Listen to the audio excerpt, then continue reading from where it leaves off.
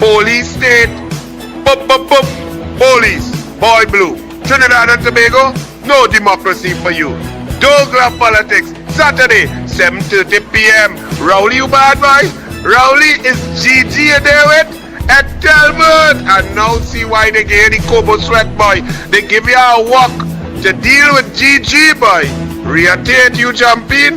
Bliss. Hey, not bliss for carnival, you know. Not carnival costume. Bliss, Sipasad, Police Service Commission, Barrington, Lord Stanley John, you reaching this thing?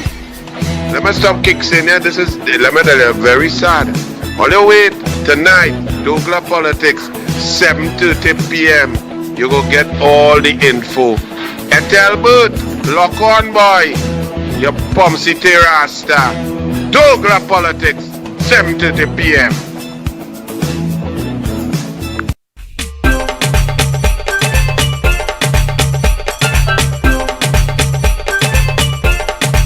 douglAR politics, we don't get no kicks. Trinidad and Tobago, do we have this thing out to fix? We coming with facts, cut them down like axe. Every kid and race fine and we got places down to the max. And when we tell them all hell, douglAR politics, this is douglAR politics, yo. douglAR politics, listen douglAR politics, yeah. douglAR politics, this is douglAR politics, yeah. And if you oppose him strongly, Mr. Speaker, he becomes a raging bull.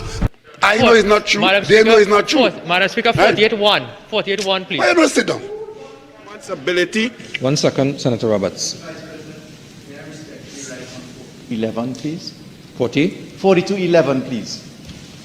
but present it. So what I would invite you to do is to do just that in relation to putting forward your debate. Present it, you don't have to read it verbatim. I'm not, thank you, sir, I'm guided. It is quite peculiar, and indeed... 48-1. 48-1, please. Why don't sit down? Minister.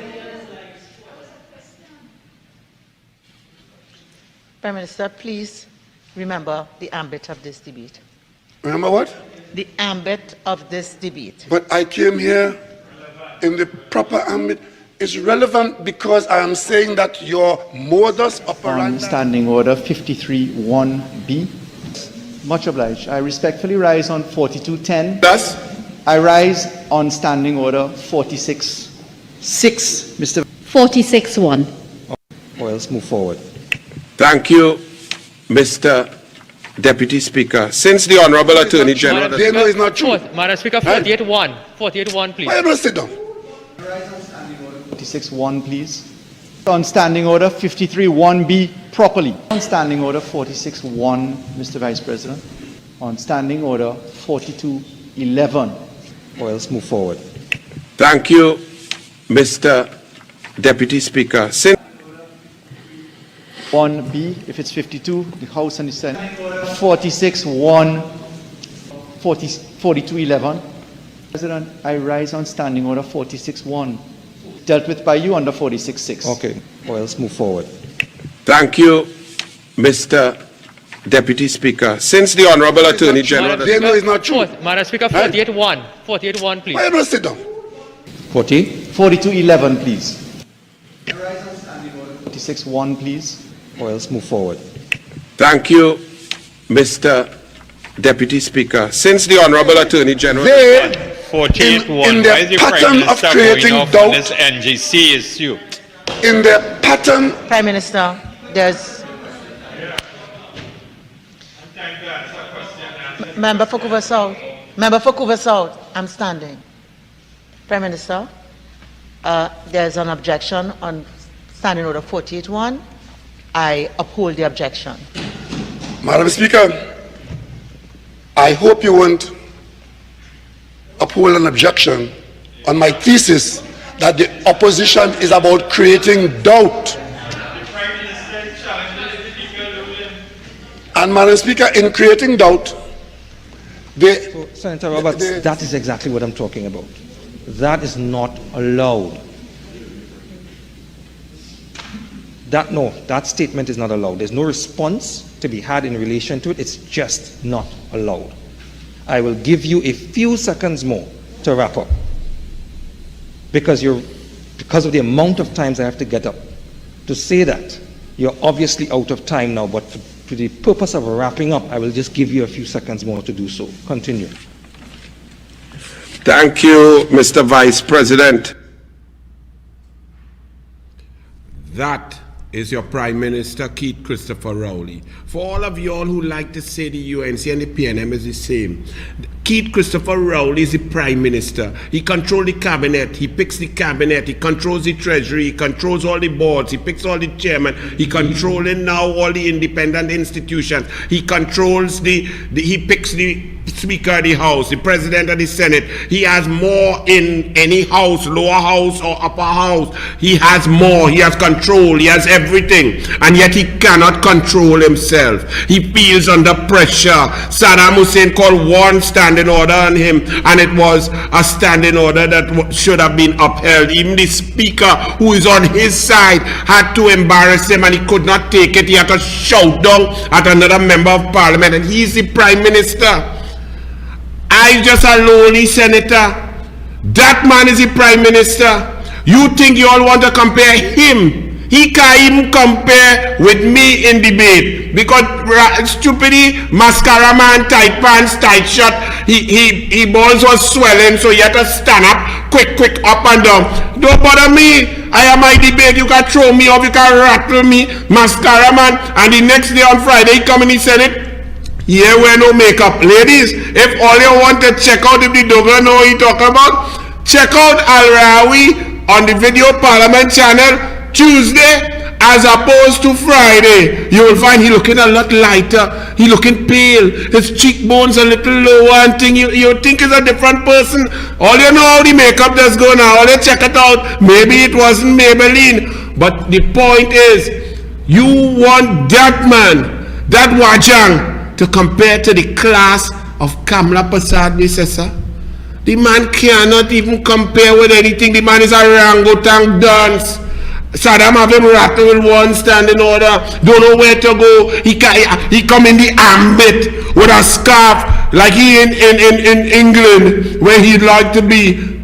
Double stuff Oreo. Anyway, that is just to show y'all that is the man who buff all you, who have all in state of emergency, who procure without procurement, who's a dictator, who now bring revenue authority to put Coleman but hands into your pockets and your money to control for Coleman but and the PNM to appoint a board, appoint a director general to look into your taxes to determine how much you pay, how much you won't pay, seize your property, total PNM control. That Wajang. And y'all still think this is about red, yellow, and so on? Y'all have to come off of that. Even the PNM, all the PNM in history, shame to watch the behavior of that dunce. But douglAR politics, good evening. Welcome. Not such a good day for me. Oh, Lord. My daughter, well, her big sister took her for a little ice cream and thing. Please, anybody in Pity Valley area, this is Geesh. This is my daughter's Yorkshire. Put him up, put her up big. Yes, my daughter's Yorkshire Terrier. The name is Geesh. People are probably wondering, but Anil, what kind of name is Geesh? To show you how long this dog is with my daughter. My daughter is going to be 7 in a month and a half. This dog came to her when she could, the only word she could say is Geesh. She was about 7 months. And just because she would point, TV, Geesh. Car, Geesh. Light, Geesh. Anything, Geesh. That's the only word she could say when she got this puppy. So the dog name I say had to be Geesh. It's her dog. Because that's the only word she could have said. So it couldn't have no other name. So that's how the name came about. So this morning she put her down as they came out the car and she went on a gallivant. We drive around a whole 3/4 tank of diesel. We have not seen. Pity Valley, anybody, of course, there'll be a reward. Geesh, friendly dog, hope she's okay. If you see her, call that number, please. Make my daughter happy. Rough. douglAR politics, good evening. We ready to go. Let me deal with I see in some doping. Now remember, in Trinidad and Tobago, since 2013, I passed in both houses with unanimous support the anti-doping bill when Kamala Persad-Bissessar was Prime Minister. 8 years later, nothing being done under the PNM, but they come in to procure and take over independent institutions, but nobody cares about sport. Sport is irrelevant. We having all kind of people, or anything happening, people getting banned, there are no testing, no lab, nothing going on, no Trinidad and Tobago anti-doping organization, TADO, nothing. But that's all right. PNM don't have to do nothing, because the new theme for PNM and the media is PNM sees a problem, does nothing, the problem gets worse, then they come and just state that the problem exists and move on. So SCA, results horrendous. Gatsby Dolly bundles come and say, well, the results were horrendous because no face-to-face online was a problem. That's it. Not that you created the online problem by stopping Kamala Persad-Bissessar's laptop program, not giving anybody MiFi, no Wi-Fi, no connectivity, no tablets, no nothing, did not prepare the children for the digital age like Kamala was doing 10 years ago. Kamala 10 years brighter than these people. And you all want to play, oh, there's some sort of comparison. There is none. Court clears swimmer Jack to compete again. But in this, the swimmer was given a 4-year ban, and they come now to reduce it and say there's a 2-year ban. But here it is. Anti-doping used to be that you take full responsibility for what's in your system, regardless of how it got there. But since they wanted the Brazilian swimmer to swim in Brazil in 2016, and he was banned, Cesar Cielo, and he had tested positive, but he said it was a supplement, CAS then went and weakened their position from strict liability to, oh, the supplement was tainted. Now that's a weak, pathetic position, because then anybody would try to make that argument, and this girl makes that argument. Jack had, on the balance of probabilities, established that she did not intentionally or recklessly consume the prohibited substance. Jack tested positive for anabolic agent Ligandrol, but said it was from a supplement that she took, a tainted batch. Abject total nonsense. And on this other part, Tracot Salazar 4-year doping ban upheld. Because let me tell you something, doping in sport is something else, and it takes away dreams from those who swim or run or compete clean. When you go back to Leah Martindale, my first Olympics, 1996, yes, she's from Barbados, but she's living here in Trinidad and Tobago, going St. Joseph Convent, Port of Spain, living by my mother, eating and training here. She came 5th and became the first black woman to ever make an individual swimming final. But here it is. The winner was Amy Van Dyken, who had tested positive at a point in her career. Second was Jinji Lee of the Chinese machine that took over from the East Germans and were later all banned, and all the coaches banned and all the doctors banned after the 1994 World Championships, where they won 12 out of 13 gold medals. They were still there in 1996. Jinji Lee, Shan Ying of China, Sandra Volker of Germany. The 4 people who beat her all tested positive for doping, for drug enhancement. She was 5th. What was she really? George Bovell, 2001, finished 4th in Fukuoka World Championships. The winner was Massimiliano Rossolino, Italy, later tested positive and banned. The silver was a clean swimmer from the USA. Bronze was Jani Sivanen of Finland, later tested positive. So really and truly, 4th was silver. So this is what happens throughout sports, where cheaters prosper. And to give a medal 8 years later or 10 years later, when the testing gets up with the cheating, is like nothing. It's like irrelevant. You've lost everything. You've lost the vibe. You've lost the endorsement. You lost the passion. You lost the marketing ability. As we're talking about sport, Trinidad and Tobago Olympic Committee President Brian PNM Lewis, who screened for Port of Spain South for the PNM and was rejected, he is going to host a webinar on COVID-19 biosafety measures After we are the worst in COVID-19 protocols and sport, sport is completely dead, buried, and burned in an open fire on the Caroni River.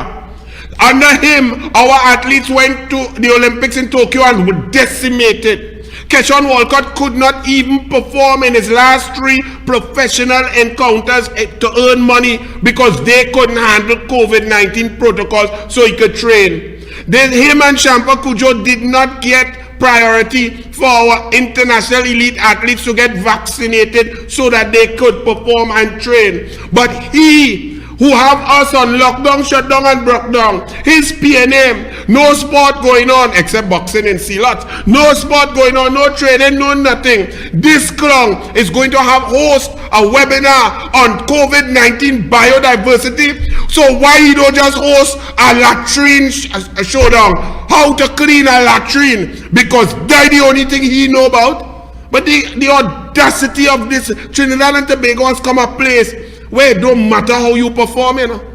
You could be the biggest goat, like Convent Girl, and walk around feeling like you cool. You could be the worst prime minister and shout down at everybody else. And this clown and Shampa Kujo in the Caribbean alone oversaw the worst COVID-19 protocols, implementation, processes for athletes to train during this pandemic. We were obliterated in every sport. Our hockey teams were embarrassed. They couldn't even get funding for them. And this other clown here, and now they are going to host a webinar to teach people what? How to be stupid, how to be dotish, how to be incompetent, how to leave your athletes to suffer and get licked because of lack of management and resources and protocols and creativity. Look, move them, yes? Boy, well, let me move from negativity. I try to tell all you, Dwayne Bravo, bravo. You know, if I didn't say it before, you go say, Anil just make up this thing. Archie, and I'd say it before. I didn't talk about Bravo being an all-rounder and showing you all the number one thing that Bravo has. He has that X factor, that thing about winning. He uplifts everybody around him. He connects and creates chemistry in a dressing room, and that's his greatest asset. But yet we go in World Cup and all here and put him as a captain. I didn't say that, Archie. Remind me now. Dwayne Bravo is an all-rounder, but Dwayne Bravo's number one skill is his attitude and what he brings as a captain in leadership to a team. Dwayne Bravo is the X factor. Dwayne Bravo is a winner. Yes, he could bowl at the death. His fielding is amazing. He could bat sometimes fantastic. But he's always a winner, always a leader, always brings trophies to a team. And you pick Dwayne Bravo, but then you don't make him captain or vice captain. And understand, I love Pollard, I love Puran, I love Matrinis. But if you're picking a team, it must make sense. And don't tell me that he's on the team, so therefore he's always there to give advice. There is something about Dwayne Bravo leading a dressing room that the others don't have. Check it out, check his career, check how he wins, check every moment on the field, everything he does, constantly thinking about ways to win. So if you pick him, why not put him as the captain or vice captain? Yes, I love Puran. And that was while his team, when he had a little groin injury and all, let's say he was dancing on the beach and his team lost 3 straight. That was around there about 8 days before the final. So don't say I'll just come and talk that. I long time on record, go and check it. Bato and Trinidad and Tobago. And when I tell you that the PNM don't care about sport, you all think it's a joke. David Nackett was discussing with some footballers and they're now reminiscing on when Kamala was Prime Minister and when the Super League got full funding and was blossoming, and when the Pro League was blossoming, full potential, 5 tournaments, different trophies, full funding, man was making money, getting salary, the national team was training, people wages were paid, even back pay was given under Kamala Prasad Bisesa. Secondary schools football, they did not have to pay to use their own stadium under Kamla Prasad Bisesa. No, well, before COVID, stadium lockdown, schools had to find $5,000 to rent their own thing, and then they lock down all the place so you can't train, you can't practice, they keep it like it's them own. Well, Bato, now, the PNM put up the PNM people on the normalization committee. Hardcore, Mr. Man who know nothing about football. And next one, Flour Mills. We can't even get bread. They mashing up rice from down in Maruga. Flour Mills must be the worst managed company in the world. They put it to manage as normalization to PNM man on football. Bato, I will not play until I receive my outstanding money. All of the players on the national teams who perform, and they put Fennec to make them Gaelics too. So not only the Gaelics, not only were they utterly underprepared, not only did the PNM choose a dunce like Fennec to put him on top of our national players and then embarrass us and put the worst performance in the history of Trinidad and Tobago football, being knocked out of World Cup qualifying by the Bahamas with 3 fat men like me and 1 little young boy about 18 years old that knocked we out of the World Cup because of Fennec and the PNM normalization committee that did not perform. Now they have not even paid the players. So not only they get licks and they embarrass and depressed, they even get money to go in the grocery to buy food for their children. Bato says the threat of legal action and our players withholding their services now face the FIFA appointed normalization committee. Pay the boys their money. Hardcore, you come, Mr. Billionaire, big corporation, big man, rich man, and you come and paying yourself a salary. But you'll have no shame, and you won't even pay the players. But you pay yourself. I show you miss a month. Hey, this country PNM all sick, yes? They need a special hospital for all you. A blend and a hybrid between COVID-19 spreaders and mad people. You understand? Don't worry, when Kamala come back as Prime Minister, she go build a hospital for all you. She go call it the COVID-19 Mental Hospital.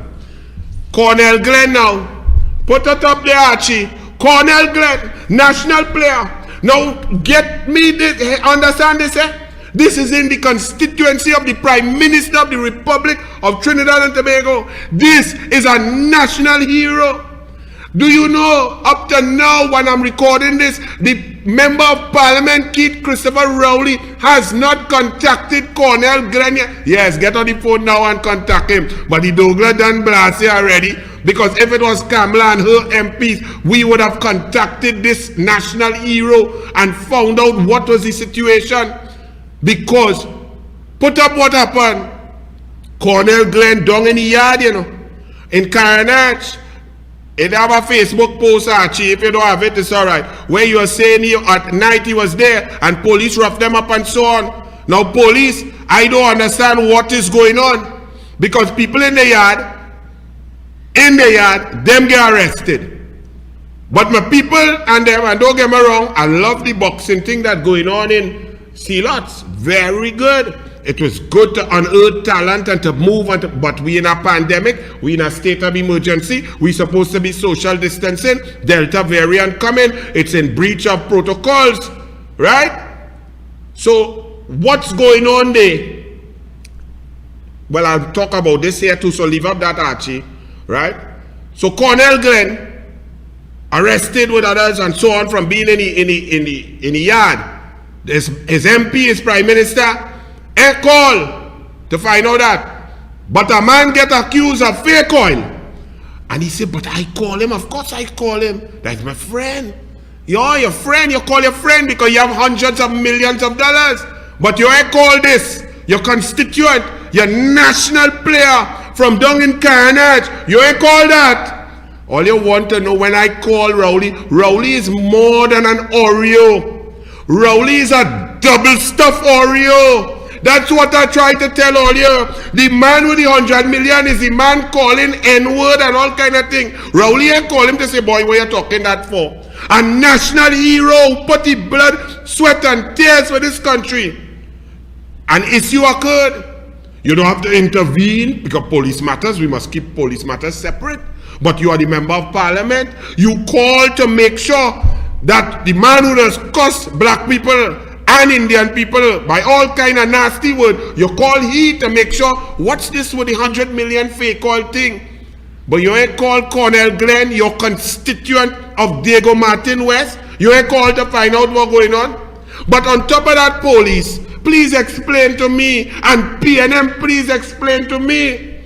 You have boxing in Sealots, and don't get me wrong, I like the boxing thing in Sealots. It's positive energy, and you should get boxer pots and them coaches down in there when things ease up with the pandemic and start to unearth talent. And I mean, they're fighting wild, but you could see some raw ability.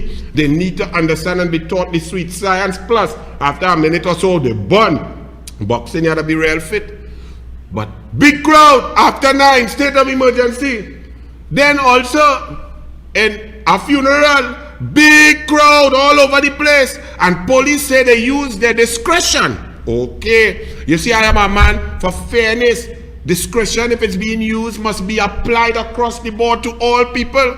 So explain this to me. How come the police could not use discretion with these people who got a flat tire and now have to pay $10,000 in fines? How is that? How is that? $10,000 each for breaching curfew. You see, that's when you have a recipe for anarchy, when you apply laws differently across the board, from the top to the bottom, and then you want to control everything. You want to create a revenue authority to control people's taxes, to control the seizure of people's assets. That's what you all want to do when you all cannot even apply laws evenly across the board. Them rich boys could go and have wedding with 250 people, but if 10 people zessing and liming and dancing them face down on the ground and in a station without mask for 17 hours, but the big boys could have wedding. The big boys could go in a room with 13 man and a tight pants, al recusal, al arawi, al mascara wearing, foundation wearing, cry baby. He could go and dribble up in man's ears without a mask. But other people have to pay fines upward of 10, 15, 20 million dollars in fines for others. That is not how a proper country is run. That is not equitable. That is not democracy. That is favoritism. That is preferential treatment. That is worse than colonialism. We're moving forward. A brain cancer survivor defies the odds and passes for SCA first choice. In December 2016, the Khan family got news about their son, immediately changed their lives. He kept complaining about his headache, and he was vomiting. His mother, Adita Khan, said. After requesting a CT scan, they found out that the 10-year-old Amir had a brain tumor. It was like an unreal feeling because we didn't know what to do. Could you all imagine that? Right now, we in pain because my daughter dog missing. Could you imagine a child being diagnosed with brain cancer, and this boy fight through, went through surgery, went through all the torture, and come back and mash up the SCA first choice? So some of you who feel it hard, when you feel it hard, think what little Khan did. Water woes. Hey boy, where the minister man, boy? With minister man, water woes plague rural South Trinidad. Where are you, minister man? You're still looking for man in a van with a tank plan? Where are you? What? Rosanna Baliram has lived in Ecclesville, Rio Claro for more than 35 years, and in that time, she says she never received a consistent water supply. Baliram just one of the areas many residents asking the WASA to address their water woes. Right? When Newsday went down there, they showing no water, they dip it in pond and taking out with bucket. There was a man, a minister man, when Kamla and Ganga Singh was there under the UNC, 74% of population was getting 24/7 supply in the tap. Now this minister man have it down to 18% and studying to report a man in a van who on the wrong side. He find the man should not be in the driver's seat because you're accustomed having he man in the passenger seat. He like man in the passenger seat. Leave him there. WASA managers under probe for 7.7 million bad chemical deal. 7.7 million. NGC 440 million. NGC annexed 200 million ways. But this minister man, these same managers, instructing an investigator to try and change the report when the man investigate and print the truth but we ain't hearing nothing about that. Where that investigation gone? PNM want to control that too? Clarence, what's going on, Clarence? I seen that David Lee calling upon you. EMBD stop the quarry and you listen to David Lee, afraid David Lee, because you didn't answer your phone when David Lee calling you, when people's houses being destroyed because of the terrible work being done by a quarrying of the government. Who is Earth Movers, Clarence? Tell me about these Earth Movers. I don't know. What they were doing? Were you all monitoring them? They have anything to do with a lot of land with bluestone quarry and sheep and animals and things? Clarence, coming to you with that, Clarence. Clarence, you used to work Carney, 1975 Limited, Clarence. You used to work there? You knew John Rahal and thing? Clarence, when Rowley was Minister of Housing back in 2004, 5, 6, 7, where you was, Clarence? Clarence, you want to play, boy? We go play, boy. Clarence? I have no time for you today, but shortly, you will have a special douglAR politics for you, Clarence. Look at this People House. Look at People House under the PNM. This might as well be a picture of Trinidad and Tobago because everything is in collapse.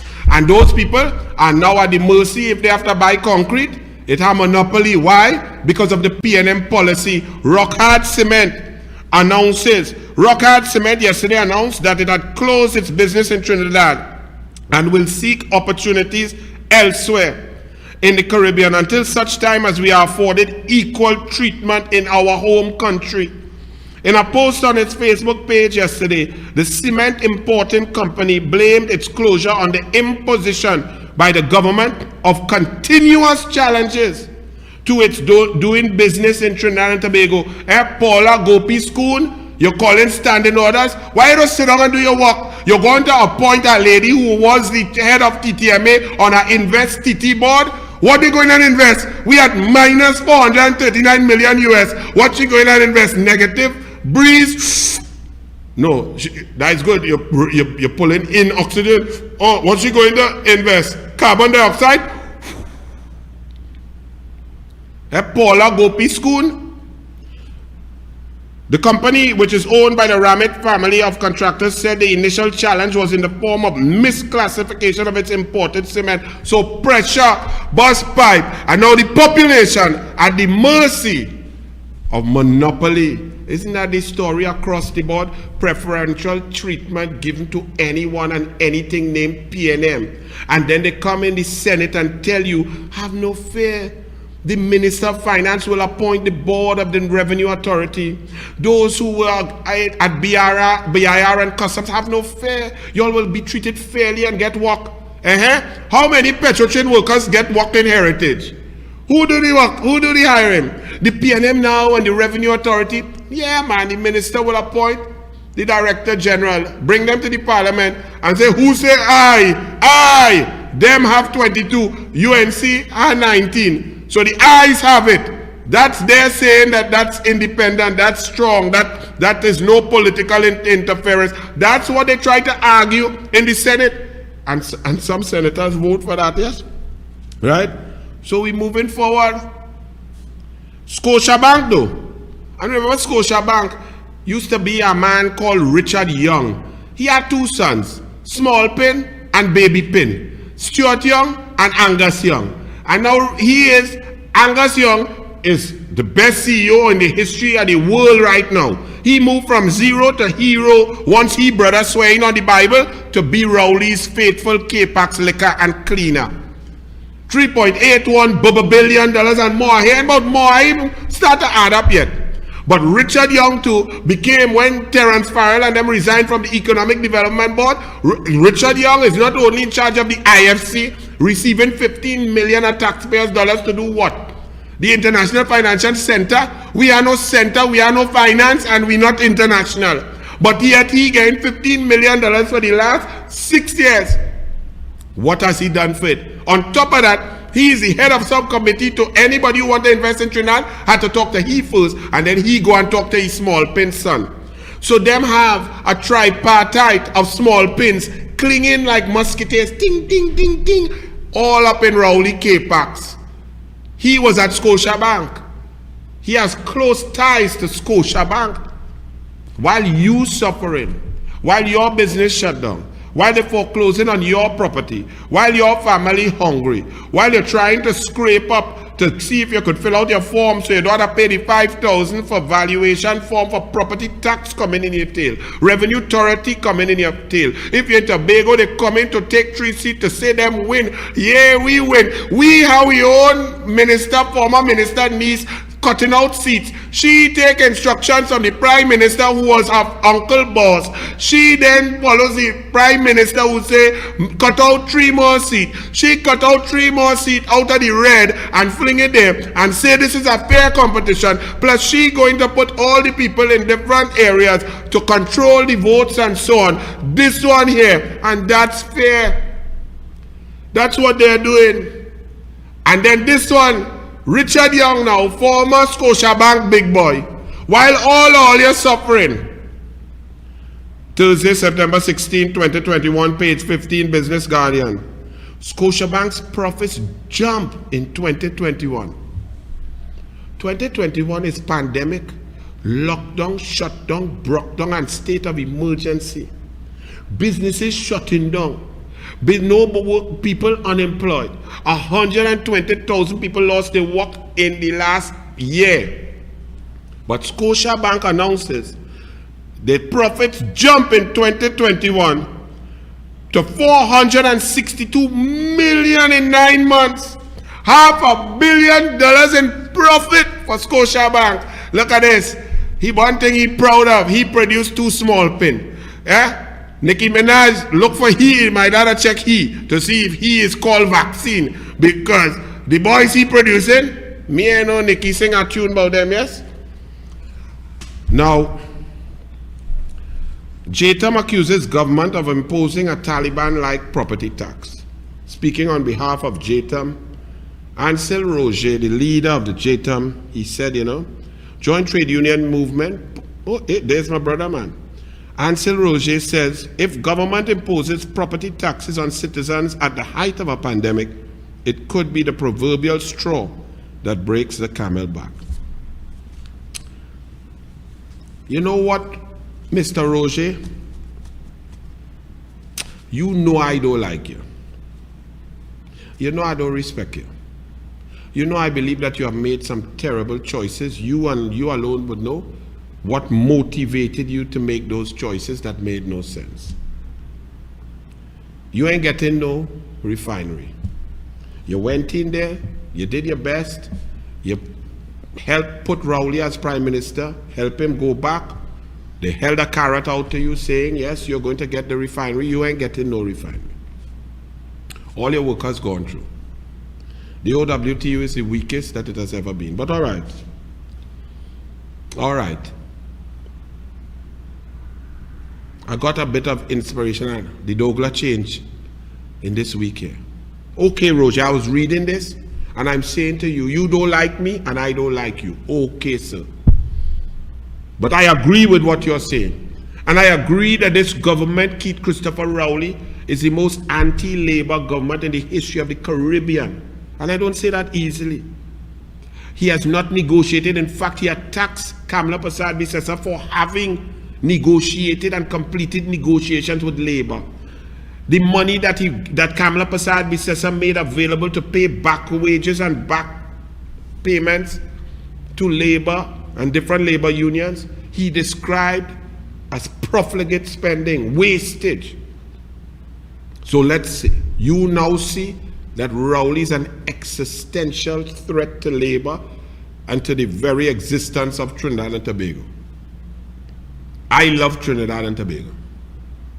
So I am saying to you, Mr. Anil Roberts, all what I say about you before, forget that. I'm not saying it wasn't true, it was true.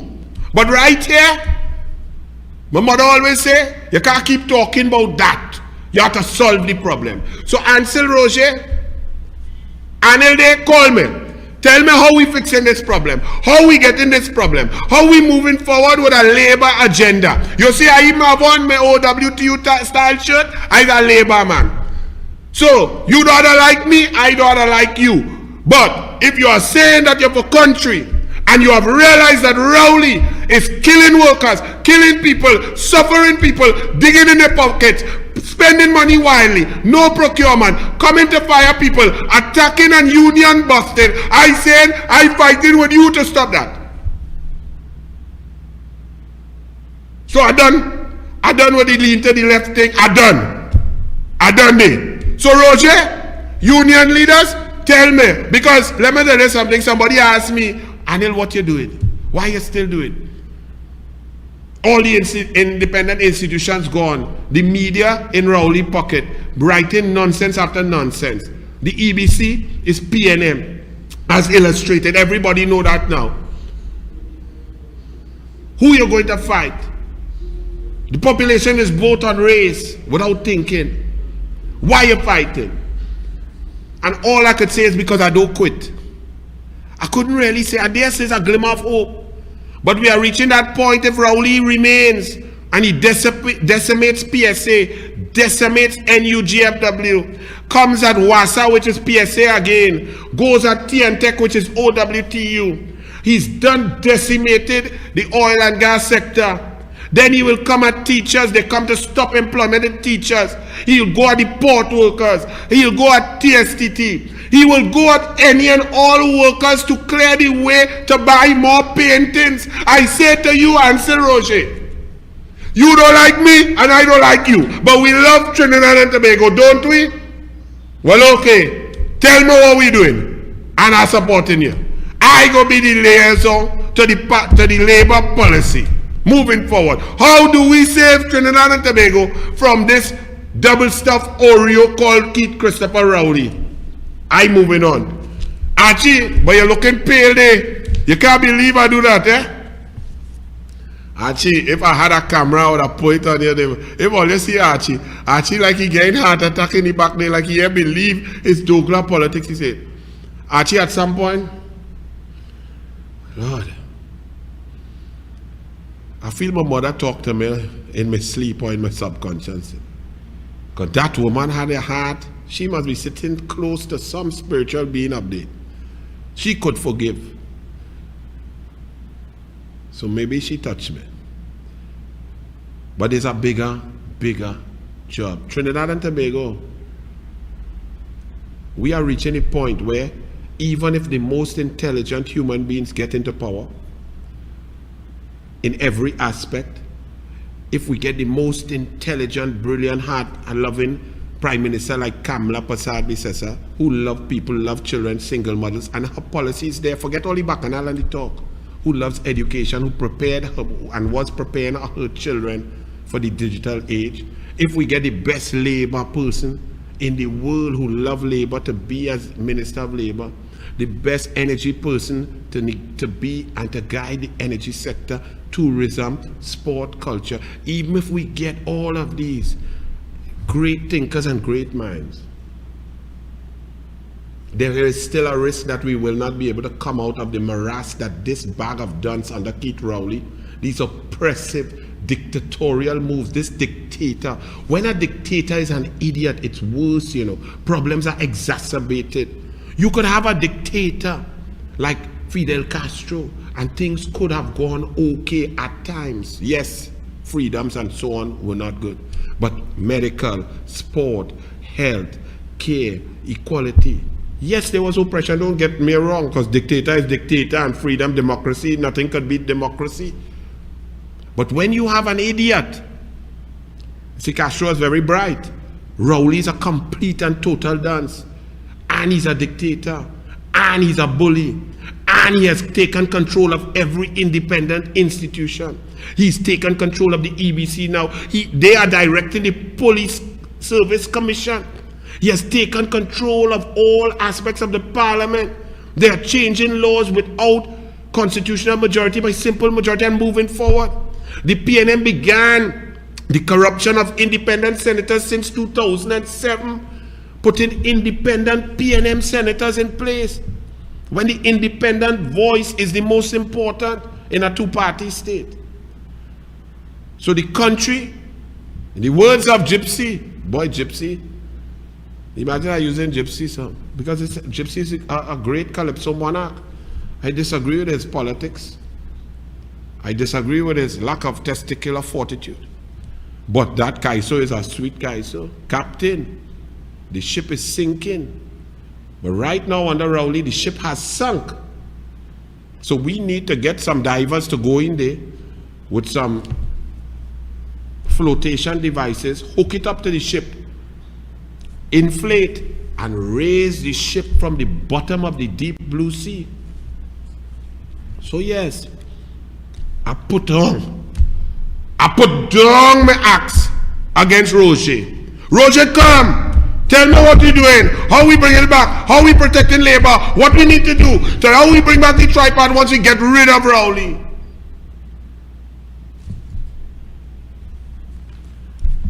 Look at this. My goodness.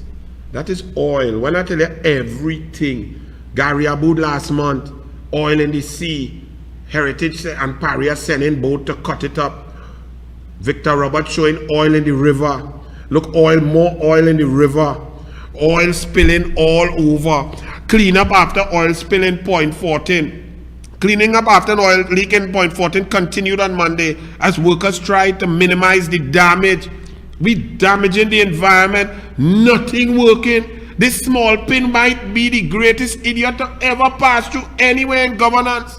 Anywhere he touched, nothing working. When he's Minister of National Security, no fire truck for man to fight fire. No information, no border patrol. Illegal immigrants coming in, crime out of hand.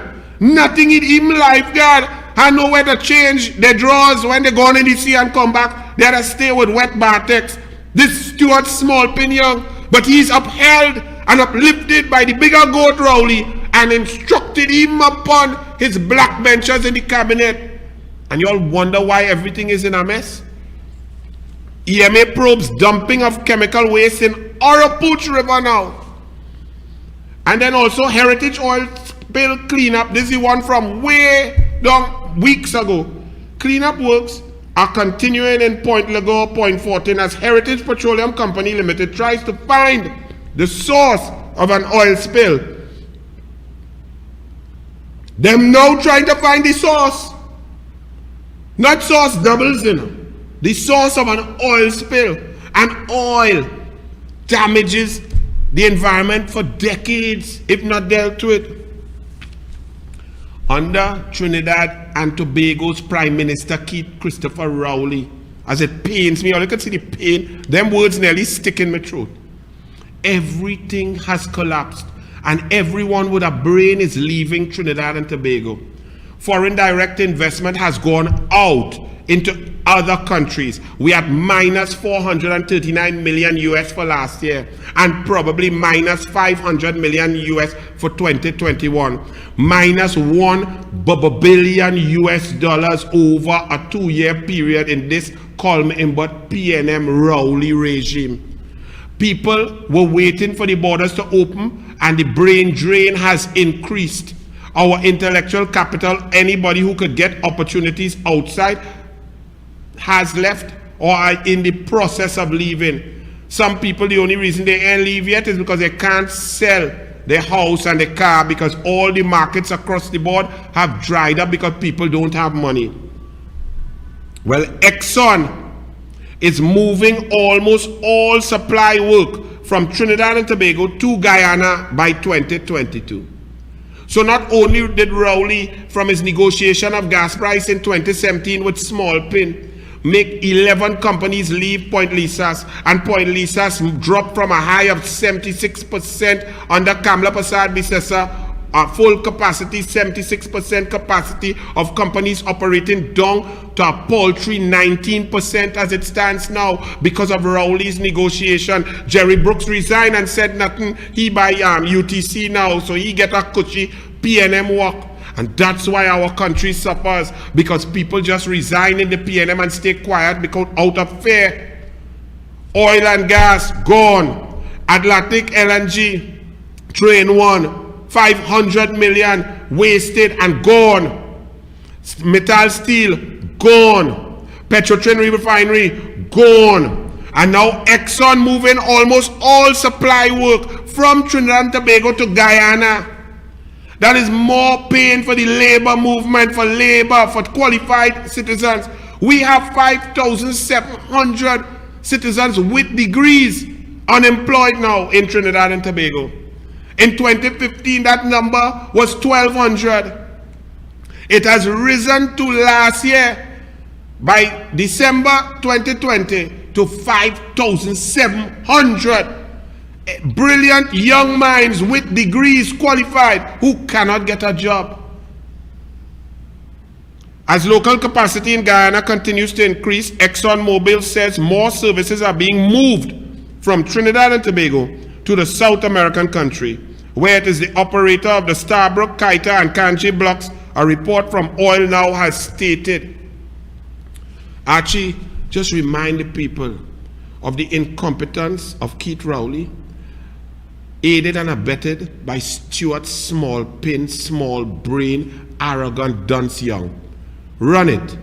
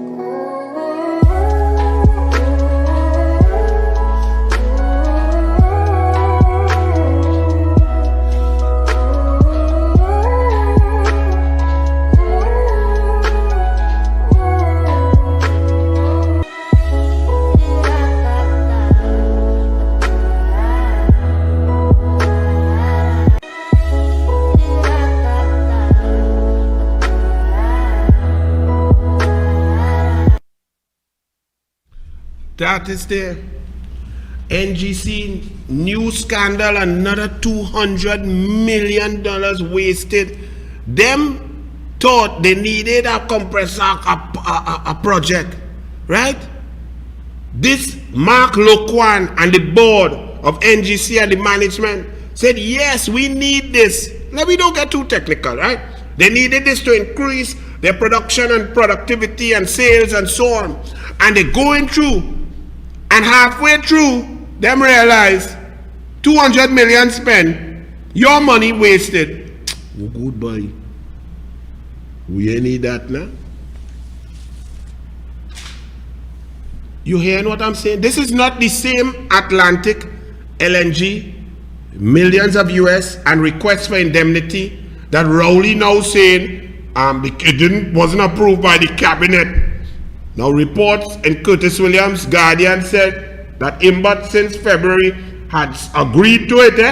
Rowley now playing games and say, well, the cabinet, if the Minister of Finance has to request that on their behalf, it will be considered when it arrives at cabinet. Just like when the HDC contract with the Chinese company come out, Kamla bust it, and you realize that it was a sweetheart deal signed off with Faris Alataipan standing up in the back. Marlene McDonald was there, and Newman George, and they signed up this contract with HDC when Newman George Rowley, good friend, they share everything.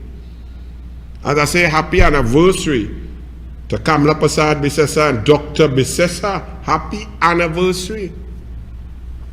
50 years. Rowley and Newman George share everything. Doc looking, check that seat boy now. And the Prime Minister, future Prime Minister, looks lovely, they're classy. So Rowley had Newman George there to sign up. When this Mark bus on the corrupt HDC contract, hey Rowley, well the cabinet looked at it and we rescinded it. Yes, Rowley. But how did the contract reach the cabinet? You were the line minister at the time, a minister of housing. The only way the cabinet note could have reached the cabinet is for you to sign the red file. They have no other way. There's no other pathway for a cabinet note. You dishonest clown, Rowley. And remember when that happened? Okay. But now NGC, same thing. taking instructions from somebody up high. So much so that the board cannot get director's liability insurance from Lloyd's or any insurer because it would be a decision in bad faith. 200 million gone, 250 million gone, another 440 million allocated up to December 2021. A portion of that done gone. Total gone could be $600 million could be gone from NGC. Plus this 200 million gone in our next project that they reach halfway and say, oops, we ain't need that. But the Prime Minister, Keith Christopher Rowley, expresses faith and confidence in NGC head. After all of that, you know, NGC head, Mark Loquan. I wonder what Loquan have. Because anybody would see with a brain, you lost 200 million here, 250 million here, 440 million there, next 200 million there, plus you make losses for the first time in the history of NGC, losses from a company that under Kamala was making $2 billion US profit. You turn it around and turn it into a loss maker. You make sure that Point Lisa's 11 companies gone forever. And Rowley is praising that. Let's see if Anil telling the truth. Newsday, page 18, Friday, September 17, 2021. The Prime Minister has come to the defense of National Gas Company NGC President Mark Loquan amidst calls for his resignation. Get a nice picture of Loquan there, Archie.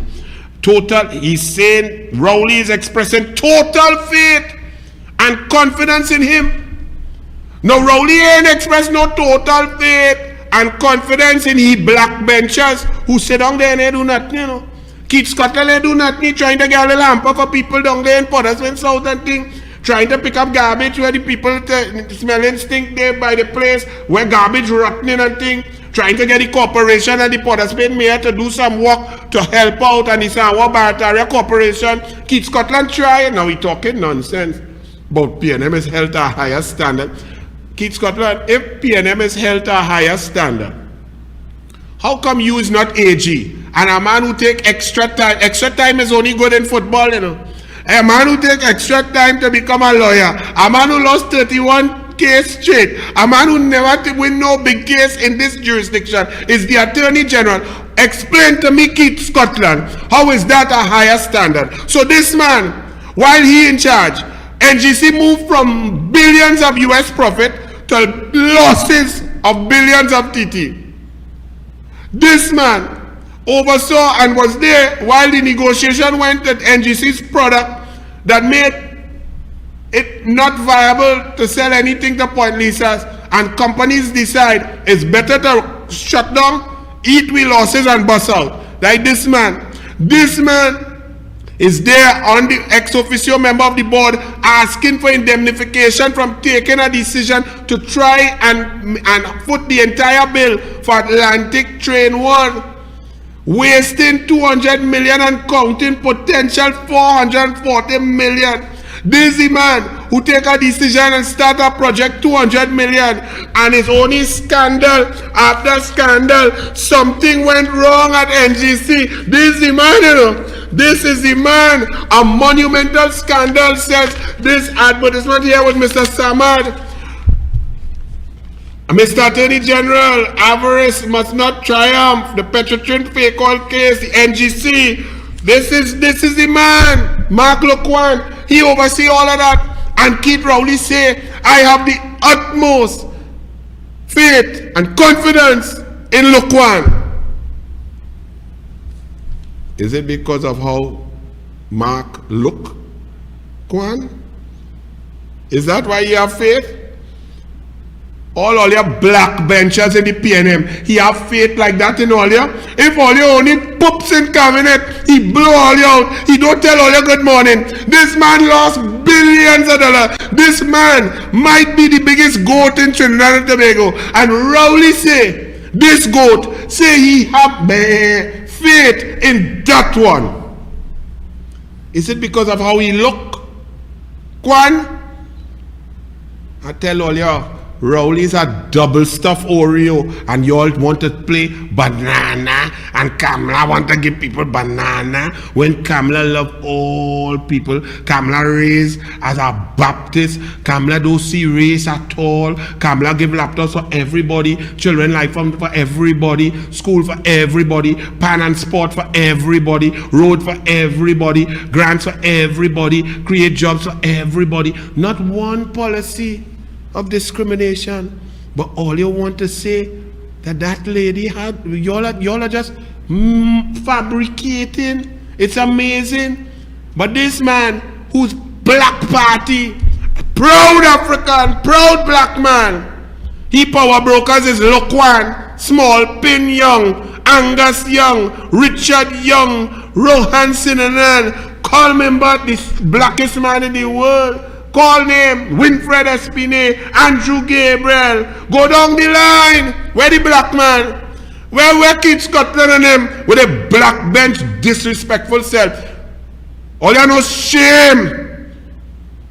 Keith Scotland, Leons, even the minister man, no shame. All you have no shame to be the descendants of slaves and have a Oreo double stuff pushing all you to the side and bringing all them pink and drop them on top all you. A total failure. Put back the failing goat there for me. Man is the worst in history. They have by no yardstick could Loquan be considered even viable. But in Rowley's warped mind, whatever happened to him in his growth and maturational stages of his development of his character between the ages of 5 and 12 years old, somehow Rowley thinks that the way this one look is enough for him to be impressed. Rowley is impressed by his look, because he can't be impressed by the billions of dollars lost. He can't be impressed by the making of losses for the first time in NGC, by the project decisions, by them not even be able to get director's liability insurance. But Rowley is impressed by him, and Small Pin, and Richard Young, and Angus Young. Oh, go ahead. Rowley denies indemnity given to the NGC board. Saddam Hussein was dealing with him, that's why he cannot take it. After Saddam mashed him up and showed the whole country how dunce Rowley is and how bright Saddam Hussein is, when he called a standing order, Rowley had to tell him to sit down. Rowley rattled Saddam rattled Rowley. Rowley said he expected that as corporation sold, the Minister of Finance would receive any such request, and if he finds it appropriate, he will bring it to the cabinet. He added that if the cabinet sees it as being in the interest of the people of Trinidad and Tobago in the conduct of its business, the cabinet will act appropriately. This is the same NGC matter we're talking about, that the NGC board is taking a decision that could cost the taxpayers $560 million when it's all done by 2021 December 31st. And Rowley is discussing that there's a possibility that the cabinet will see the brilliance of that decision to throw money down a toilet while he's coming to tax you, create a revenue authority, come and tax your property, take your property, seize your property, put PNM in charge of all your property. He is going to find a way that if they took good decisions, he is going to indemnify them. That from Landate, that from a teacher who had to use his power as a teacher to get pum-pum, that from the Renaissance man, that from the Scarborough Hospital man, that from the Greenvale man, that from the Edinburgh Towers man, that from the Las Alturas man, that from the Email Gate man, that from the HDC man, that from the Delcy Gate man, that from the Vaccine Gate man. All you go ahead. How much evidence all you need? Rowley, NGC was a cash cow for the UNC, not the PNM. Well, Rowley, you're correct. Because under the UNC, NGC made cash. They made cash so that the people of Trinidad and Tobago could get sports stadium, could get help, could get assistance, could get sponsorship, could get all kind of thing. Because it's the people money. Yes. So NGC was a cash cow under the UNC because it made money. Now it is a drain on the treasury, and you come in to dig in people's pocket to pay back the hole that your management and Loquan management of NGC is doing. You come in to scrape out the people's pocket You double stuff Oreo. Now, I was going to do a bit of detail on this, but I saw a post today. I think it was Wayne Sturge or somebody, a few people, who said, we are the country of distraction. And this Nicki Minaj thing is a distraction away from the NGC, away from the Revenue Authority, away from the EBC order. And I agree with that. So I would just touch on it lightly, because I see that Guardian Media is putting up a statement that Nicki Minaj threatened their reporter. Put it up there, Archie, right? And you could see it there. Well, I agree with that.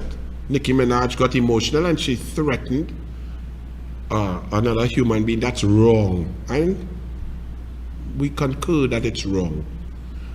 But GML moved them there now. Guardian Media Limited. You condemn Nicki Minaj, rightfully so. What about your reporter?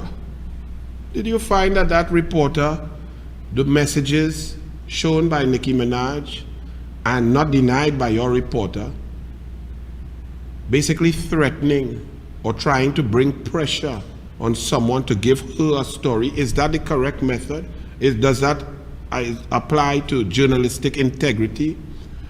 Her statement that CNN and BBC would not respect the source or would not respect the privacy of the individual, where did she get that from? Is that factual, or was she just fabricating that?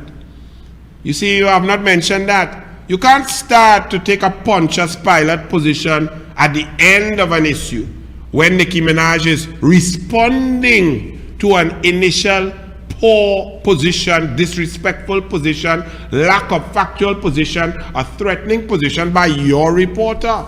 So in your statement, you just left out that? So Nicki Minaj just threatened your reporter just so? No, Guardian Media. And that's the problem, you see? See how we are? You're not able to tell the truth. What are you going to tell us about your reporter? Your reporter's approach, the messages that she sent to whoever she was trying to get the interview with, the accusations she leveled against CNN and BBC. Were those substantiated? Do you stand behind those? Do you stand behind her methods? Is that what you teach? Let's hear about that. Don't come and give me half a statement. You giving me doubles without China? Hey, Guardian Media? Oh Lord. Now, if you all thought JW was great for the morning brew, I could just tell you in one fell swoop, if you mean or you hold to a brand, you see the morning brew, you GML, you created morning brew as a serious morning talk show on the tenets of journalism as a news cable station, a serious station like CNN or BBC. So when your morning host that you now bring there, he's now the Cialis man because he talking about swollen balls. Does that augur well for your brand? Does that fit in? You see, nobody has a problem. JW is an entertaining fellow. He could sing one song. He could go on radio and talk. Yeah, he could do all sorts of things. He might even be a good actor. Great for JW. But the morning brew that you created and you branded over the last decade and a half is a serious show that requires intelligent discussion, intellectual banter, research, qualification, and so on. JW does not have that. It also requires impartiality because you branded the show like that. So now, your show is hosted by the Cialis man. Actually run it now, man, because he and Rowley could have goatweed and Cialis. Run it, man, the morning brew. You go stand up hard. His name is Jason Williams. He is actually my Trinidadian's friend's cousin.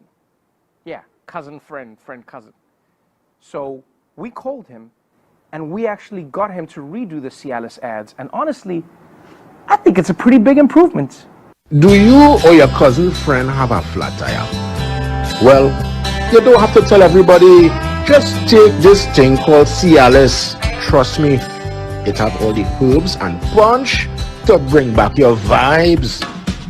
So ask your doctor about Cialis. Just make sure and don't tell Nicki Minaj, cause she go put you on blast and the whole world gonna know. No, that's good for Calypso 10. That's good for a comedy show. It's good for a nice, entertaining series. That's your morning brew. The flat tire brew. See, don't even know that you have people internationally laughing at us because you market yourself as CNC3. Even the name was supposed to be CNN-esque. And that's what you do? You think that's it? You don't even realize that that gentleman there is laughing at your host, laughing at the morning brew? Okay, now let's go and talk now. Let David Lee come and talk about the quarrying and the effects on the geology and the structure down at EMBD down in Claxton Bay with earth movers, and then talk about the NGC gas price and the investment in Atlantic Train 1 and the shareholding of BP and Shell moving, and then Exxon going across, moving their services, what that entails and what are the job losses, the budget discussion that's coming up October 4th. Let's go and discuss that with Flat Tire Man now. On the morning brew. You see, y'all didn't think it through very well. You just did what we call brand shattering by putting JW there who have O levels to rub together, who may be good in entertainment. Another entertaining show, nothing wrong with that. But you put it on the brew, and the brew is now useless. The brew is worse than Wassa water looking like Morby after they run out and they ain't get you no water in your tap for a month, and you turn on that first turn on and you put the glass. That's what the morning brew has turned to, because you now have the host of Swollen Balls, JW. Well done. And Guardian Media, you wrote Archie are going to take a different approach today again. I'm going to use what I call the Roger approach now. Guardian Media, you wrote an editorial trying to defend the selection of losing PNM candidate in the last general election just about a year ago, to host your independent news morning show, okay? And you put it, the strange morality of politics. Now, the reason I'm taking this approach is that as I read this, I realized that maybe because I deal and interact and investigate and research about PNM, like Rowley and Small Pain and Al-Rawi, Tight Pants and Imbert and Rohan and them, I start, sometimes when you know people have nefarious motives and they're vindictive and wicked and the thought processes in their mind, you apply it to everyone. And I realized by reading this that really and truly the editors or whoever did this editorial on page 14, Sunday, September 12, 2021, maybe they just don't understand. So let me try it this way. Let me explain to you, Guardian Media Limited, why the selection of JW does not fit with your branding. It's not my branding, it's your show. You created it, you marketed it, you created a vision and a mission statement, you hired the previous host, you created ads and put them in the media and social media and so on. You invite guests, your producers, they carry it, your news center is linked to it, you carry news headlines and highlights, you also promote your Guardian newspaper through the show and so on, through the host. That's what you did. And you tried to present it as an independent, fair-minded show that could give you balance in a politically divided society. That's how you branded your show. But then you go and you hire a red PNM, a man who went and went up for one side, lost, no big thing whether he lost. Well, if he won, he wouldn't be there, and shows that he is a believer in Keith Christopher Rowley for whatever reason and the PNM. Now that by itself does not fit your brand. You try to make a statement that people should give him a chance to see if he will be impartial. That does not even exist because of how you branded your show as impartial, balanced, newsworthy, intelligent, intellectual debate with power brokers. Furthermore, you go on in this editorial to say that in the general election is at best misguided. The UNC's claim that Mr. Williams is not capable of being fair and unbiased because he was a candidate for the People's National Movement in last year's general election is at best misguided. No, it's not. Because it does not arise whether the individual actually is or ends up being fair. There is something called apparent bias. It's a standard used in law where the reasonable person test is used. Can a reasonable person believe that this PNM candidate here could give the UNC a fair shake? And if the reasonable person believes that that would show bias and favoritism to one side, then you have lost. That's the litmus test. First and foremost. So it's irrelevant if he handles the show brilliantly. Then second point, let's say he handles the show fairly and brilliantly. But then when election, they have no election now, but whenever election call in that 6-week period, he gets a phone call from his red. And the whole show changes up for that little period and turns PNM mania, leading to PNM scraping out a victory. Because, as you saw, the media caused people to believe, including you, Guardian Media Limited, that we were number one in the world in COVID-19. That didn't just happen by mistake. It happened because it designed and disseminated from not only you, Guardian Media, the Express aided and abetted, TV6 aided and abetted, all the radio stations that took your nonsense and moved it aided and abetted, TTT aided and abetted, the Newsday, Judy Raymond, well, she could have been the leader. But you continued Guardian Media Limited, and you went on to say, while UNC officials are busy pointing accusing figures at CNC3, they seem to have no problem with their former government minister, Dr. Boendradat Tiwari, hosting a morning talk show. Now, that's where I decided to not go angry, because clearly there seems to be a bit of misunderstanding. Dr. Bo Tiwari didn't come out and say, or try to brand his show on a brand new show, that he is some independent. He's a UNC, a former UNC. He's a member of the UNC, and he states that openly. That's his new show, number one. Number two, he bought the time, and that's his show. So on those 2 points, you cannot compare that to your morning brew that you branded as impartial, fair. The mere fact that JW and you have to try to present the possibility, probability, or actuality that JW is fair, impartial, and unbiased shows that your show was branded in that way. Because if it was not, then it's unnecessary. He could host the show.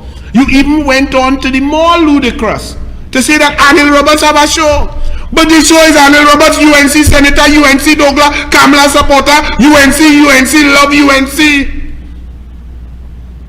This is not douglAR politics. Oh, we give the PNM a fair shake and we go there. No. Now, people, you and all may have got confused because my style is I don't lie. I might detest Rowley. I detest small pin. I detest that makeup wearing, mascara building, renting attorney general dunce. But I would never lie one day on them. So you see, even you got confused because Anil is a UNC, Anil is a supporter of Kamala, but Anil is fair and gives you information before giving his opinion. So you and always, well, but those facts are real. Yes, because facts have no red or yellow. Facts are facts. So listen to the Guardian Media says, Opposition Senator Anil Roberts, who hosts a talk program on social media, right? You are trying to say that because I do douglAR politics, JW could host your show that you branded as impartial, as a news show, as a show based on the principles of journalistic integrity and so on balance, on fairness in a politically divided country, and you are national in scope, you are free to air and cable, and you link it to your newspaper, and that's independence defending democracy. No, Guardian, I think you missed the plot. You could have given nobody's saying they don't want JW do a show. JW could do a great show, it's very entertaining. But your show that you created, he does not fit your mold. Don't blame me for that, don't blame the UNC for that. The mere fact that you have to convince me that he is impartial when you do not even understand apparent bias. Apparent bias is a principle. The reasonable man would believe that a PNM candidate loves the PNM more than the UNC. That's just like the Express. Why did they move Asha Javid from writing political journalistic investigation stories? Because they found out she was loving up with Small Pin, the minister extraordinaire of the PNM. And they found out that she was in love with John Jeremy and had children with John Jeremy while she was purporting to be an independent investigative journalist. They did not move her because they don't like John Jeremy or Small Pin, but because of the tenets of journalism. Nobody told y'all to brand your show The Morning Brew. And if you want to change your brand or rebrand, no problem. But don't come and tell me that the reasonable person must find JW, a failed PNM candidate, impartial. That's illogical. He's a PNM. Can he host your show? Well, say so. He must say just like me, Anil, I am a UNC. I support Kamla Prasad Bisesa because when I was in government with her, I saw her heart, her intelligence, her creativity, her management style. And the cabinet notes that we passed there benefited the population tremendously across the board. And this show is a UNC Senator Anil, UNC douglAR, UNC Roberts. Let JW do that and have your show, rebrand your show. But don't come and hit me on my head and tell me what you're seeing, what you're hearing, what you're feeling is not Balize juice. That's not right. How could it be right? Guardian. And let me just put a final nail in your coffin there, right? And I hope you all realize that I took my time to explain. So don't get on your high horse.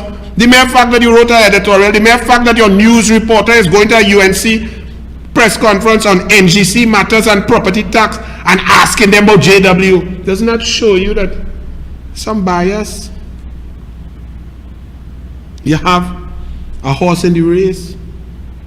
Step back. If you are a journalist, if you are a media house that's independent, step back, check yourself. Because let's see.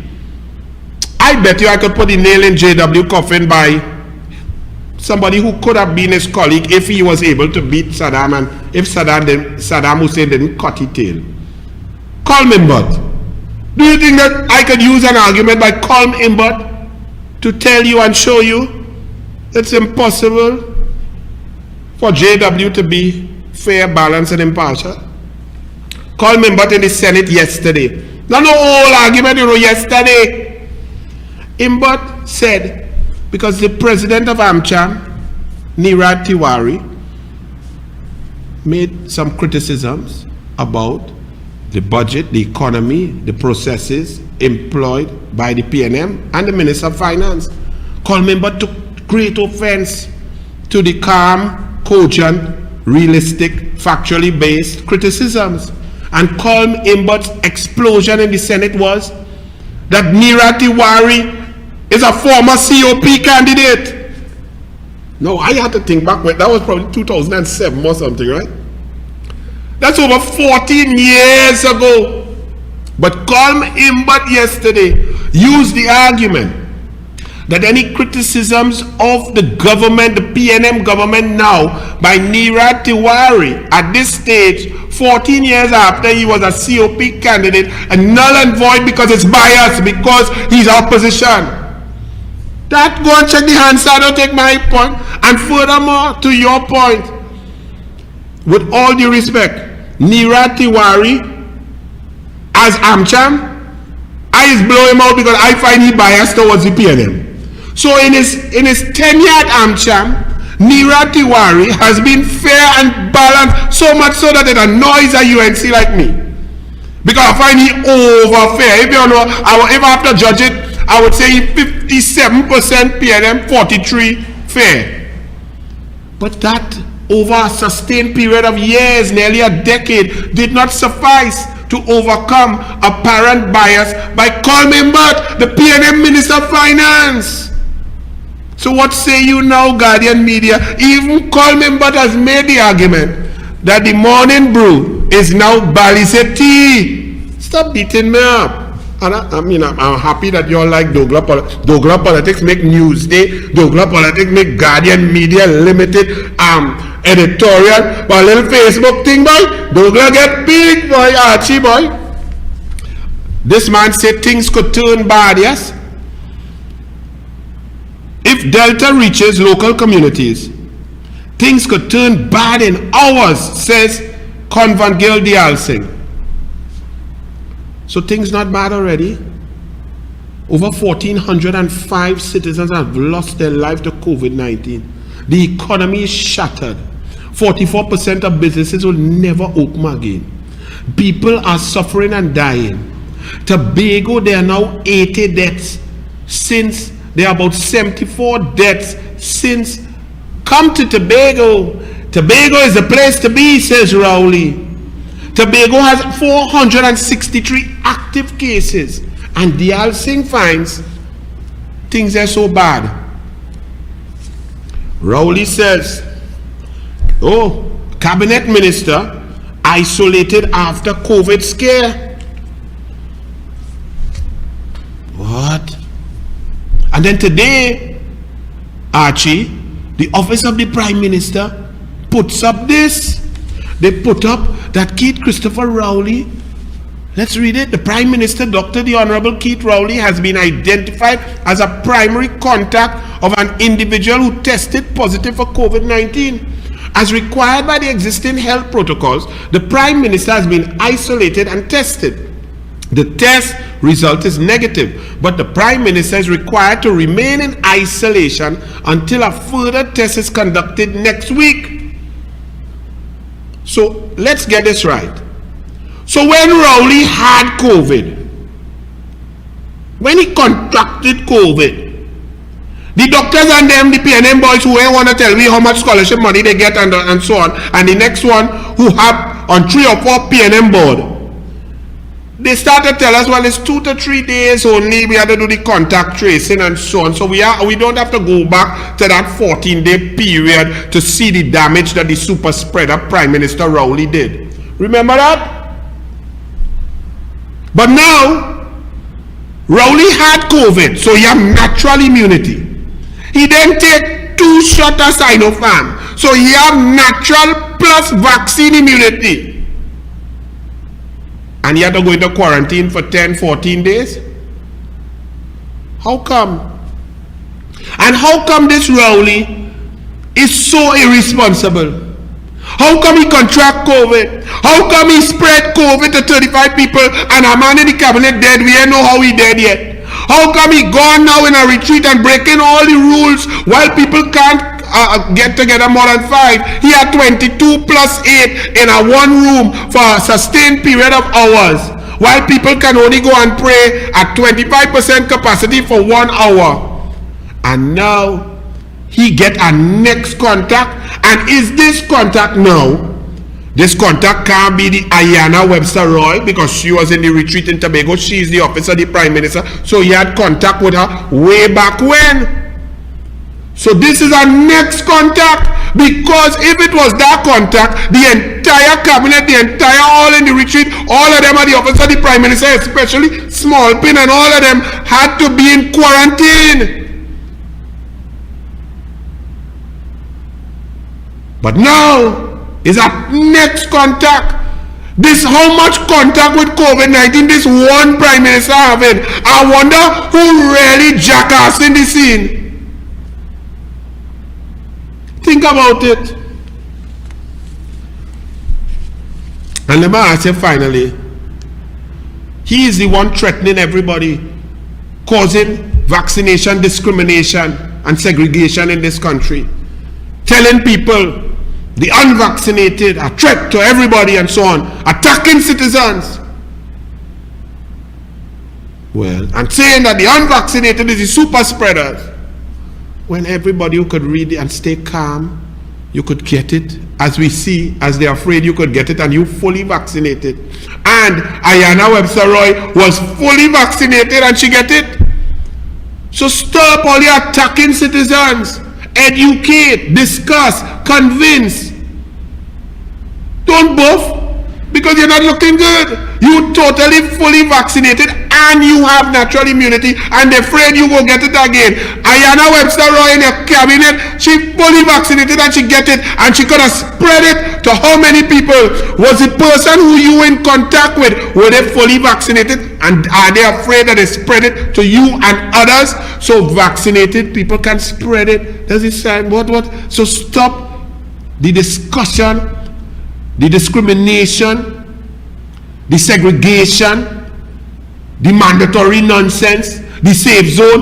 Okay, so in the safe zone, you are natural immunity, you are full vaccination, you can't go in no safe zone because you might get it and spread it. You see, when you all don't know what you're talking about and you're trying to rule on fear-mongering and stupidity, on division and attacks, that is why we get nowhere. That is why we have to give away vaccine. Because hesitancy in Trinidad and Tobago is higher than in any other place. Why? Because the government is trying to force, bully, buff, while they set a bad example. While it is unequal enforcement of the law. Look at this. That was going on, remember we were saying? And other people getting locked up for 5 people, 6 people.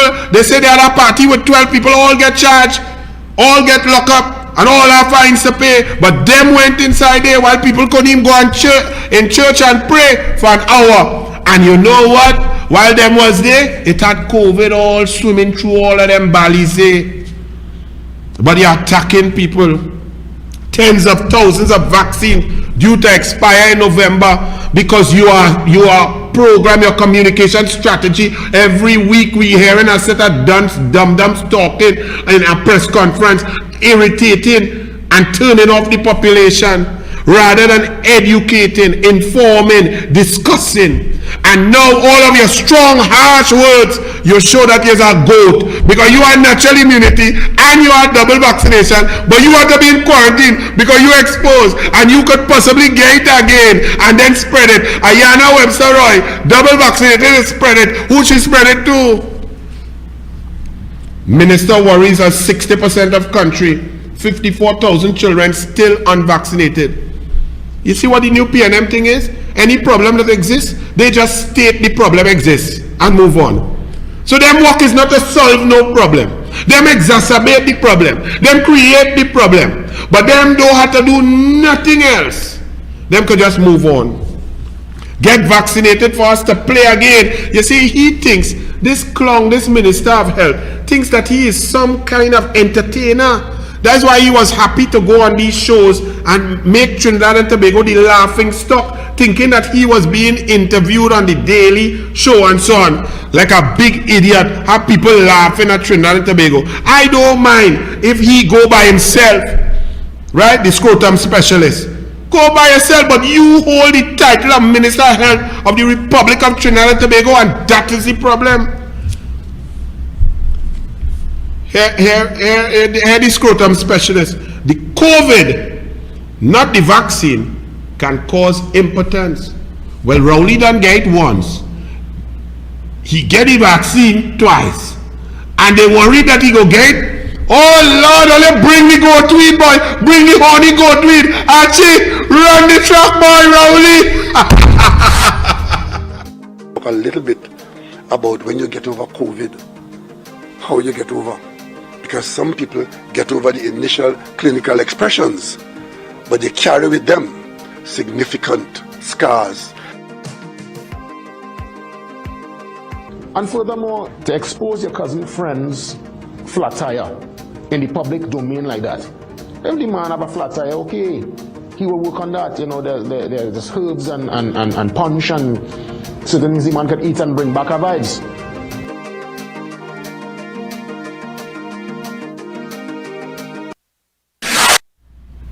And now, a very serious issue that Rudal Munilal brought to your attention here on douglAR Politics about a week ago. And now it has even gotten worse. We are in a constitutional crisis where the dictator Keith Christopher Rowley, who has usurped the control of nearly every independent institution, the latest one being yesterday in the Senate, where they passed the Revenue Authority bill. But don't worry, Kamala will take it straight to court. But Keith Christopher Rowley and his cabinet are now presenting a position and a case, aided and abetted by the media, that they can control investigations, briefs, direct and operationalize aspects of the Trinidad and Tobago Police Service. This is not so, and this is not on. Today we wake up and we see that Gary Griffith has been sent on, well, basically suspended, extended leave. Okay. Yesterday, Gary Griffith said Fitzgerald Ethelbert Hines called him and told him that he had to stay off duty until further notice. Fitzgerald Ethelbert Hines comes to the Senate when Wade Mark put him under pressure on a motion on the adjournment, and Ethelbert said, "I talk the truth." He said, and he brought his alibi one time. Nobody asked him. He said the phone was on speaker, and the permanent secretary of the Ministry of National Security heard the conversation.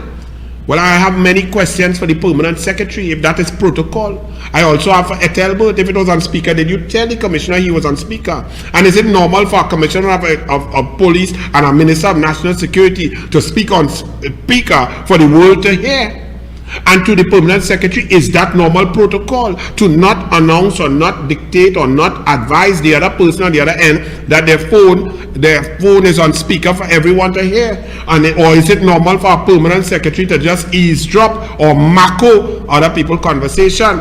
But they always say when a man walk with the alibi, check him 3 times, But he went on to say that he told Gary Griffith, no, you have leave until the 20th. Come out then.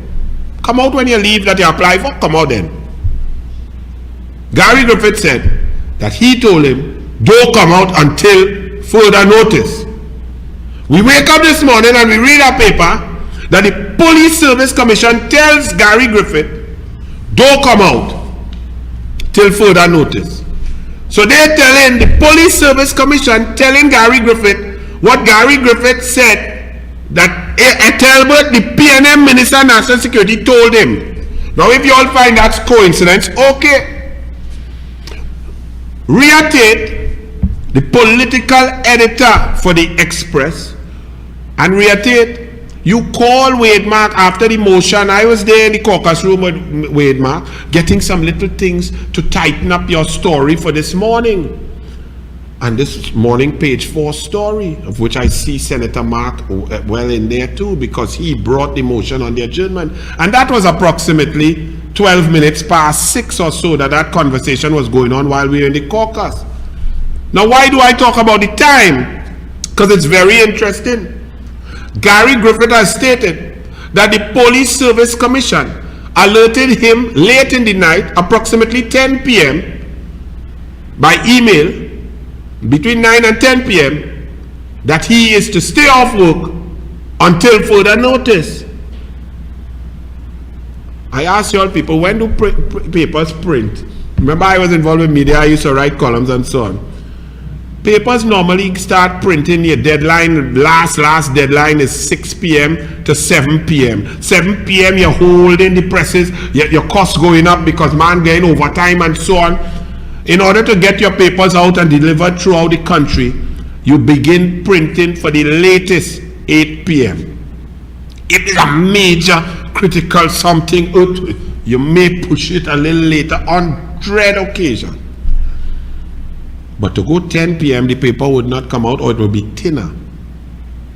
So I'm asking, how is it that Rhea Tate, who has shown a closeness and affinity to Keith Rowley and the PNM, how did she get that information from the Independent Police Service Commission when the man who was to get the email and the letter to stay off our work, Gary Griffith, Double G, didn't get it till late in the night? That's one point. But then, Fitzgerald in the Rhea Tate article, page 4, Saturday Express, Imbert, Ethelbert, same thing. Different color, but same thing. He said, the two men produce a report. So, first and foremost, this newspaper, Rhea Tate, tries to print things that don't exist and print it as norm. She prints here in this paper, like the National Security Council and the Cabinet have the normal authority or in the normal scope of things in our constitution, that they have some local standby or power over a commissioner of police. Let me put it for you. The Cabinet therefore accepted the recommendation of the National Security Council to request that the Police Service Commission exercise its power to send the acting commissioner of police on administrative leave pending the outcome of these investigations. That's printed here by Rhea Tate. And if you read that, you believe that a National Security Council and a Cabinet has the authority to instruct the Independent Police Service Commission to do anything. That's what she wrote in this en passant. But what she didn't realize is, when you read this article, she creates conundrums, she creates paradoxes, she creates an argument within an argument, because there she says that the National Security Council and the Cabinet request the Police Service Commission to exercise its power to send the acting commissioner of police on administrative leave pending the outcome of these investigations. Okay. But then she goes on to say, and when Rudal Munilad and douglAR Politics said that he broke the story here, that it was no investigation, there was no fact finding, and it was just the National Security Council, which is chaired by Keith Rowley, telling a private citizen to bring information and give him a brief, Munilad was correct. So Hines now elaborates on that. So this man Barrington, give no payment or nothing, doing a favor for Rowley and the National Security Council, Ethelbert. He brings a document, and this is how Ethelbert describes it in the Senate. He said the two men produced a report not calling a single name. The report identified issues in the system, its strengths, weaknesses, potential for exploitation and criminality, and some other issues. Not a name was called, and the report came with some strong and serious recommendations, but not a name was called. Here's the problem. The Police Service Commission only has authority to investigate the Commissioner of Police and Deputy Commissioners of Police. Nobody else. No other police officer, no other level. So if the brief coming to the National Security Council had no names, then how the Police Service Commission could take that brief and that instruction from the Cabinet, from the National Security Council to the Cabinet to send Gary Griffith on leave if his name is not mentioned? In order to send forget the name of whoever, now we are dealing with process. In order to send a commissioner of police on leave, the commissioner of police has to be under investigation. And if a commissioner of police is under investigation, he has to be told, you are going on leave pending the outcome of this investigation. This has not been instructed or told to Gary Griffith. Furthermore, Talbot has said that this was not an investigation. It was a brief on systems and processes and things that possibly could happen, and no names were mentioned. So no commissioner of police, no deputy commissioner of police, and therefore who the police service commissioner investigated? And based on what? And why was a commissioner of police sent on leave? And why is the police service commission that is independent taking instruction from the cabinet? All of these questions have to be answered, and resignation should be put on the table tomorrow morning. The process, we have a constitution, we have rules, we have a process. Forget individuals, forget Talbot, forget Rowley, the double stuffed Oreo, forget Double G. The process is not being followed. It's a constitutional breach. There's interference by the political arm.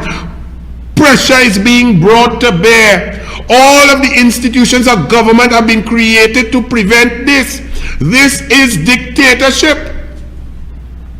You see how it's very interesting? And it gets more and more interesting. And then you have to ask yourself, why is Rowley against Gary Griffith? Now put the people involved now. Why? Why would Rowley gut procurement and take checks and balances and eyes and ears off of your money to leave more dark spaces? Why would Rowley do that? Why would Rowley want to remove the BIR and customs, and so that he could outfit and put in a PNM board and a PNM director general and a PNM employees and PNM to do HR? Why would he do that? Why would Rowley put his own personal lawyer at the head of Heritage? And why is there now a pause in the appeal that a senior counsel said we must appeal the arbitration into fake oil? Why would Rowley only put Noel Garcia, his best friend of Las Alturas, his friend of 50 years, his buddy, in charge of all the spending of your money? Are you all not seeing this? And now you're seeing an attack on an office, and it appears that the Police Service Commission is taking instructions from the political directorate. Now, don't you all understand how dangerous this is? The Police Service Commission is supposed to be independent to employ Commissioner and Deputies Commissioner of Police, because those people may have to investigate the Prime Minister, the Minister of Finance, the Minister of National Security. Those people may have to lock up, make cases and send to the DPP against the very political directorate for corruption, mismanagement, misappropriation, misbehavior in public office. That is why it's supposed to be separate. What are we seeing here? On the timeline, on the instruction, on the brief, who is the National Security Council to investigate anybody? They're saying, and Talbot, finishes off by saying, now after the Express and Reatate and the Express newspaper for the last week and so on has been pumping us with information about, oh my goodness, criminal. If that is so, the police, the PCA, the police, the units who are in charge of that can do that and give the DPP and lock up who are to lock up. That's our system. But when we are seeing printed in newspapers, and now a Talbot come and say, nah, all them things that was printed in the newspaper, it was just a brief. No names were named. It was on systems. No investigation was ever done. It's just a normal cabinet procedure that the cabinet always employs somebody to provide information. Rubbish! Tell us when a cabinet has ever said and put private citizens to bring a brief on a commissioner of police or another police. When? Why? Where? How? We talking process. But then Ethelbert puts the nail in his own coffin. He put the ras down on the wood and he pong his own pumps the ras. Because he finishes off by saying, if in future any matters of criminality become relevant, it is the police service that will investigate and treat with those matters in the way that only they are mandated to do. Therefore, at this point, yesterday in the Senate of this Ethelbert speaking on Hansard, there was no information of any criminality involving a commissioner or a deputy commissioner of police, and therefore, what the hell the Police Service Commission investigating?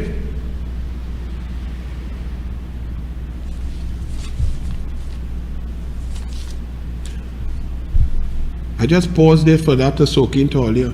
And while the entire country is burning, while houses falling and collapsing, roads, bridges, people drowning as they crash through bridges, you're busting tire, you have no work, you're in state of emergency, crime going up, COVID-19 up at 270, the Prime Minister going and contract COVID again, even though he get vaccinated and instructing people, discrimination across the board, the budget is coming, we are in the worst place in the history of Trinidad and Tobago, everything is crumbling, people are dying, the Delta variant is coming, we are collapsing as a total country.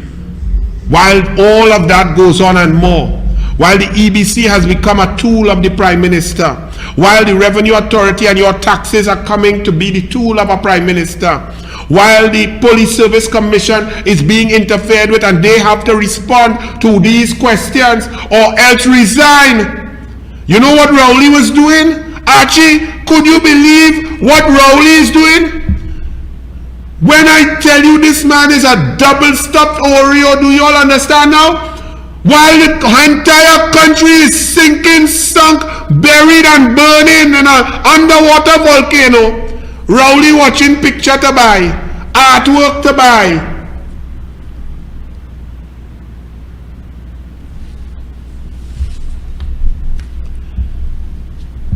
And while he is doing that, his favorite girl from Tobago is acting like a chicken that escaped from the 3rd floor of St. Anne's Hospital. Archie, show me he girl now. Show me the one who transformed since she become a PNM member and an MP for Tobago West. Shampa Kujo, who say don't have no people living there. Even though there are 8,155 people. You have it, Archie? Run it now. EBC says that the Goodwood seat has 4,309 voters, but Shampa says nobody lives there. EBC says that the Bellegarden East seat has 3,857 voters, but Shampa says nobody lives there. Whoa! Look at people! Nobody lives there. Roaming Shampa thinks these people are nobody.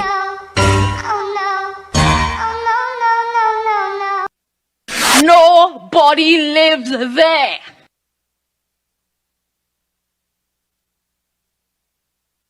Nobody lives there.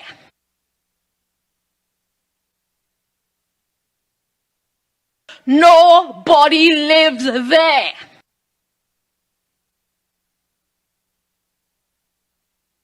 Nobody lives there.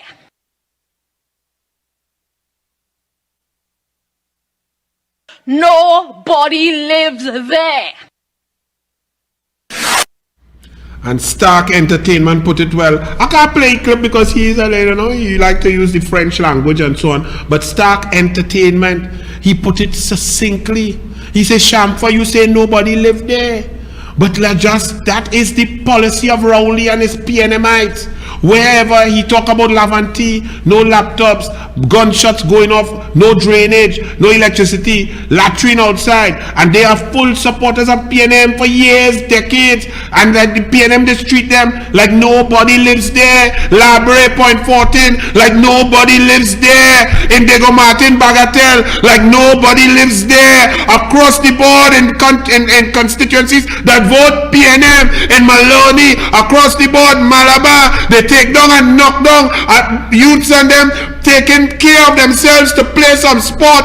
That wicked peer them come and knock them down because nobody lives there. When Kamala was the Prime Minister, India ground had been approved for $140 million for a 25-meter swimming pool for proper Bermuda grass, stands with gymnasium, full exercise equipment, conference room, sport, full track, a track to run for all the children of Malabar. That was Kamala and the UNC, because Kamala sees people living there.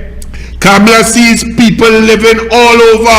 When Kamala built Children's Hospital for people living there, living all around Point Fortin, Arima, 106 schools, because Kamala sees people living there. And according to Stark Entertainment, Rowley, Champa, Imbot, Smallpin, Etelbert and the rest, nobody living there except in the art gallery. To purchase art, you double stuff Oreo, Keith Rowley. Bless. Good night.